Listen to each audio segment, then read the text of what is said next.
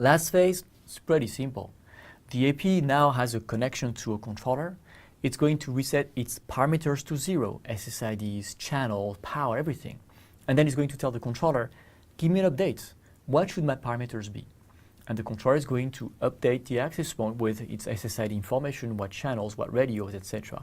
And that's the configuration phase. It's pretty easy. It's pretty easy, but if you sniff the traffic between an access point and the controller, you will see that this configuration phase happens very often. At regular interval, the access point is going to come back to the controller and say, give me again the list of SSIDs just to make sure I have the latest one.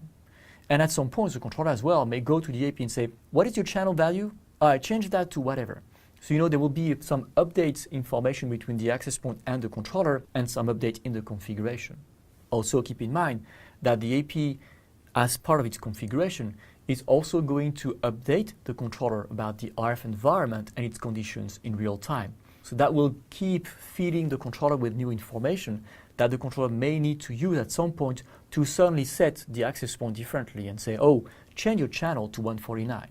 So that configuration phase is done when the AP connects to the controller, but if you sniff the traffic between the AP and the controller, you may see some updates happening every now and then on the configuration side after the AP has joined the controller. So in summary, and we don't do summaries all the time, but this one is important for you to remember, the discovery phase has to have all these options tested by the AP so that it collects as many IP addresses of controllers as it can. Once the discovery phase is completed entirely from top to bottom, we move to the join phase, where we have in order of preference the primary if we got an answer from it, or secondary or tertiary. If none of those responded or could get the access point because of license issue, then we check if we have a master in the replies. And if we don't, we go to the list loaded.